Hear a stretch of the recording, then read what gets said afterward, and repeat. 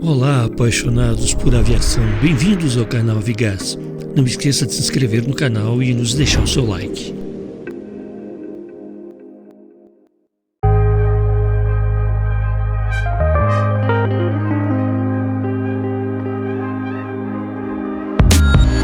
Existem dezenas de países no mundo e alguns até que já tinham milênios de história quando os navios portugueses chegaram por aqui, por essas bandas. E esses países já eram civilizações avançadas, mas em algum momento da história, nas pessoas daqui, destes ares sul-americanos, despertou a vontade de fazer aviões. Quando a gente olha para trás, é incrível o quanto brasileiros sempre estiveram de alguma maneira envolvidos com projetos aeronáuticos.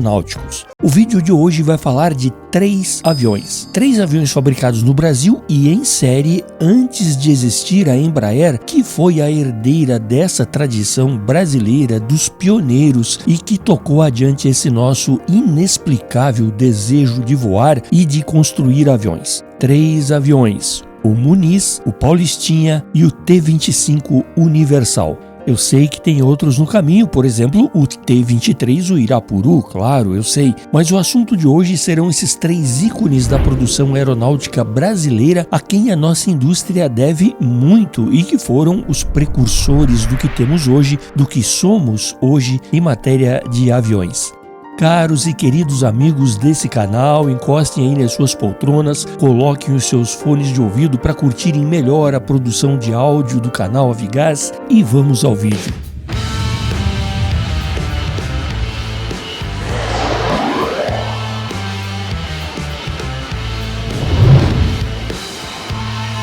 Santos Dumont mostrou o caminho. Ele disse: olha, é por aqui. E aí ficou fácil. Outros aprenderam como era possível um mais pesado do que o ar voar, e aí começaram a surgir aviões por todos os lados. Santos Dumont ainda mostraria mais o seu Demoiselle, o primeiro ultraleve do mundo, também inventado por Santos Dumont, o seu melhor avião. Foi já um enorme passo, e isso em um tempo bastante curto. Os irmãos Wright nos Estados Unidos, Henri Farman na França, John William Dunne na Inglaterra, Louis Blériot também lá na França, mas aqui na América do Sul também. No Brasil, Dimitri Senso-Delaveau construiu o primeiro avião brasileiro, o São Paulo. Aliás, um avião todo brasileiro, inclusive o motor. E no dia 7 de janeiro de 1910, ele realizou o primeiro voo da América Latina. Isso foi na cidade de Osasco. Dimitri nasceu na Espanha, mas ele naturalizou-se brasileiro. No Uruguai também, um fã de Santos Dumont, fã de carteirinha, que lia as revistas, os jornais que recebia da França, acompanhava os feitos de um brasileiro maluco que construiu um avião lá na França, e ele também quis fazer o seu. Henrique Martinez Velasco construiu o primeiro avião do Uruguai e voou no dia 26 de agosto de 1910. Voou 200 metros até que a bobina do motor caiu e o avião caiu junto, e o Martinez Velasco ganhou um traumatismo craniano e uma costela quebrada. Mas o feito histórico, esse já estava realizado, e o fã de Santos Dumont sobreviveu e se tornou o primeiro uruguaio a construir e voar uma aeronave totalmente uruguaia. Por algum motivo, lá como em outros países, os projetos não foram levados adiante. Mas no Brasil a coisa não parou mais. Vários construtores começaram a projetar seus aviões, mas com o passar dos tempos, as aeronaves foram ficando mais sofisticadas e exigindo engenharia especializada, mais técnica e também maquinário.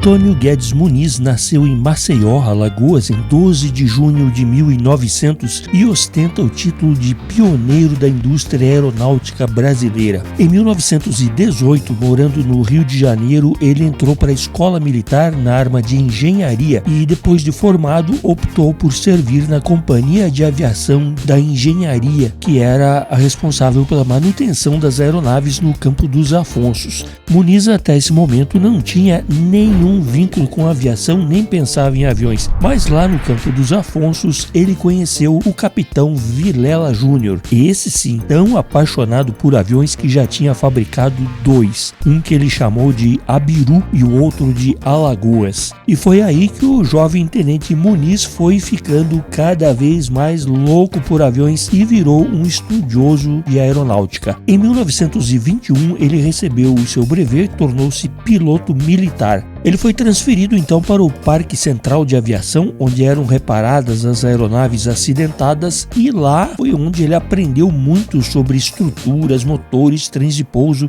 Mas aí um dia apareceram por lá alguns técnicos de uma missão militar francesa e notaram de cara o entusiasmo do Muniz e o incentivaram a solicitar ao governo brasileiro uma autorização para estudar na Escola de Engenharia Aeronáutica lá na França. Em 1925 ele foi autorizado a ir para a França estudar, só que, detalhe, sem grana, às suas próprias custas. Bom, ele, claro, foi assim mesmo. Lá, como em qualquer curso superior, o aluno tem que apresentar um projeto, um trabalho de conclusão de curso para provar que está apto a receber o seu diploma. Ele não apresentou um projeto, apresentou 5 projetos de aeronaves: o M1, M2, M3, M4 e o M5. E o M5 foi construído. Infelizmente, não conseguimos imagens de nenhum M5. Esse avião era diferente dos aviões da época. Ele era monoplano e de asa baixa. E nessa época, a maioria dos aviões era biplano. Tinha 2 assentos, fuselagem madeira coberta com tela, a frente de metal. O motor era um Hispano Suiza de 100 HP com 6 cilindros em linha, refrigerado a água. Quando chegou o momento de voltar ao Brasil, o governo brasileiro pediu para ele ficar lá na França para fiscalizar a construção de uma encomenda de aeronaves para o exército. Foi aí que ele disse: peraí, por que comprar avião francês? Olha aqui o meu projeto. E apresentou o M5 para o exército brasileiro. O exército gostou do avião e o M5 foi financiado, foi produzido lá na França, na fábrica Caudron, essa aí que você vê nas imagens, porque no Brasil não havia uma indústria capaz de montar um avião desse porte. O avião dele foi construído, voou e foi certificado lá na França.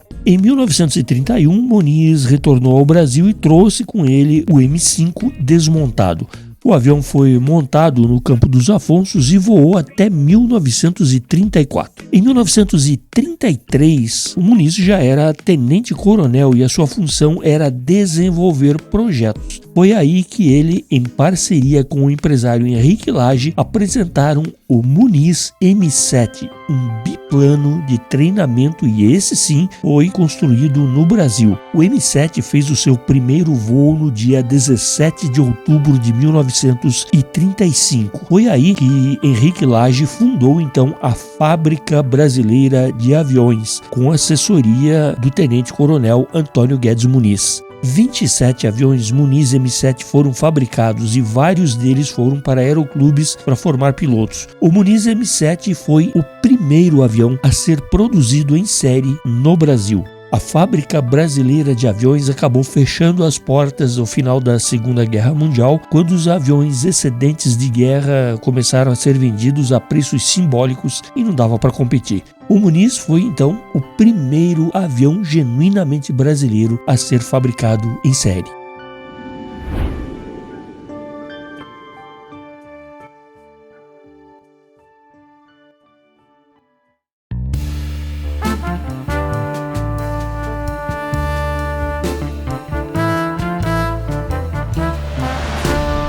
O nome Dumont lembra o quê?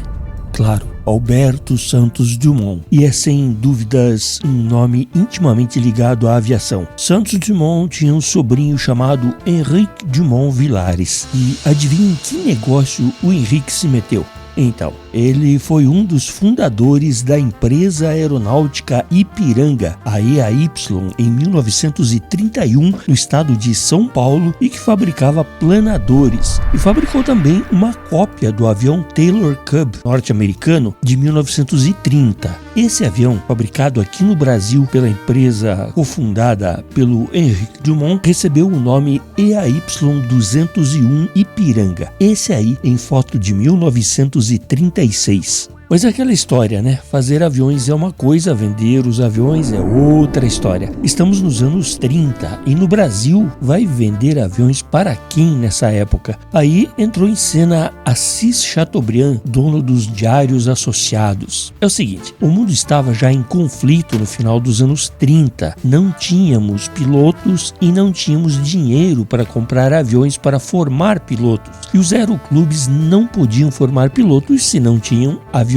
Assis Chateaubriand teve uma ideia. Ele lançou uma campanha chamada Deem asas ao Brasil. Era muito simples essa campanha. Qualquer pessoa ou empresa poderia fazer uma doação em dinheiro ou materiais para a construção de aviões ou de hangares, para construir pistas, campos de pouso, qualquer coisa. A campanha foi acolhida pelo ministro da Guerra, o Joaquim Pedro Salgado Filho, e pelo governo Getúlio Vargas, que chamou a campanha de Campanha Nacional da Aviação. A intenção era doar tudo aos aeroclubes. E aí entrou outro empresário, o empresário Francisco Pignatari, também conhecido como Francisco Baby Pignatari, e ele era o dono da empresa Laminação Nacional de Metais. Aí o que ele fez? Aproveitou o maquinário da empresa e fundou uma empresa aeronáutica, a CAP, Companhia Aeronáutica Paulista. Isso foi em agosto de 1942. Mas e que avião ia construir? Precisava de um projeto. E o que ele fez foi comprar a empresa aeronáutica Ipiranga, cofundada pelo sobrinho do Santos Dumont, em 1943. E junto com essa empresa veio o protótipo do avião, que se chamava EAY-201. Aí ele contratou engenheiros do IPT, o Instituto de Pesquisa Tecnológica, para recalcular esse projeto aí do EAY-21. Foram feitas algumas modificações, umas melhorias. Em janeiro de 1943, o avião foi certificado, só que com um novo nome. Ele se chamou CAP-4 e o CAP-4 recebeu o apelido de Paulistinha. Teriam sido produzidos 777 aviões, mas ninguém sabe o número real porque nessa época os registros não eram muito precisos. Em 1950, o projeto foi para uma outra empresa que comprou tudo, a Indústria Aeronáutica Neiva, que em 2006 acabou sendo incorporada pela Embraer. Quando a Neiva comprou o projeto do CAP-4, mudou o nome do avião para P-56, mas o apelido Paulistinha continuou. 261 foram produzidos até 1969, quando a produção encerrou. Vocês podem apreciar esse avião aí em voo nessas imagens cedidas gentilmente pelo amigo Salles do canal Piloto, e eu peço aos amigos a gentileza de ir lá ao canal Piloto e deixar um like lá e quem sabe inscrever-se no canal do Salles, que é um canal muito bacana. O link vai estar aí na descrição. Alguns paulistinhas ainda estão por aí, não só formando pilotos, mas também fazendo a alegria de nós apaixonados por aviões.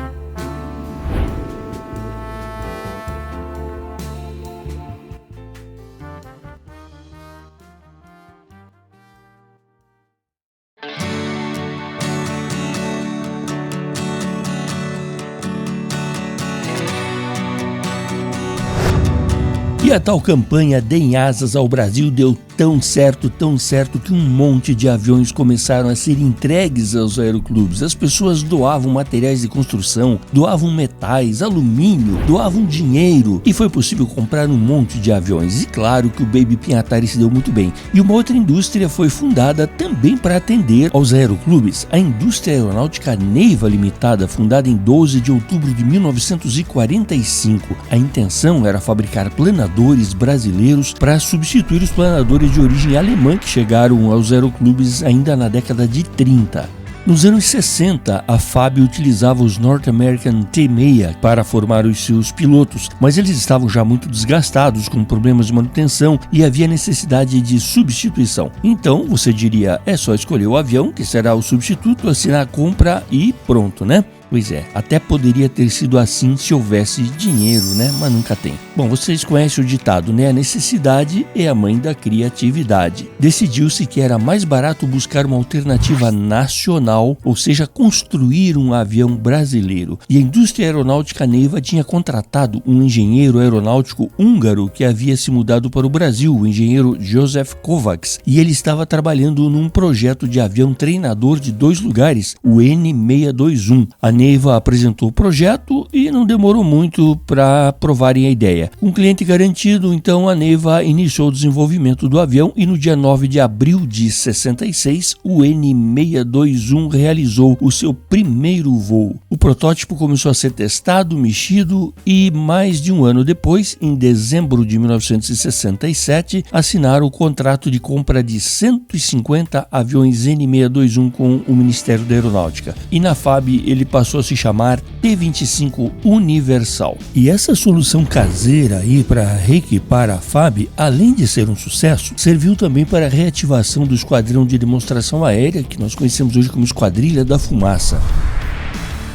O T-25 Universal foi um dos aviões que entraram para a história da fumaça e ele ficou lá conhecido como Cometa Branco. O Neiva T-25 Universal é ainda o formador de pilotos, o treinador básico de voo no qual os cadetes têm o primeiro contato com um avião e onde aprendem os fundamentos do voo. Foram fabricados 168 exemplares. Ele também chegou a ser utilizado como avião de ataque com a designação AT-25.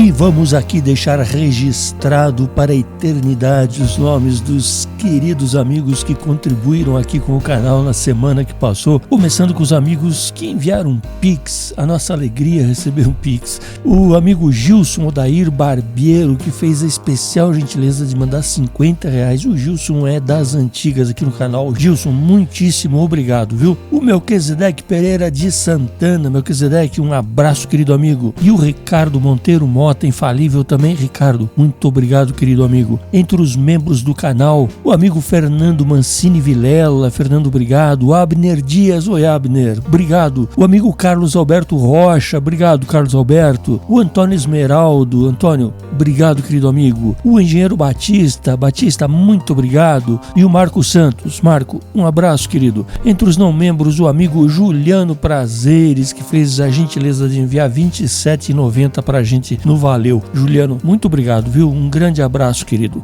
A todos os membros do canal, um enorme abraço. Está chegando o dia do nosso encontro, hein? E a todos que assistiram esse vídeo, nos honraram com seus likes e seus comentários, um enorme abraço a todos. Saúde e bons ventos. Até mais.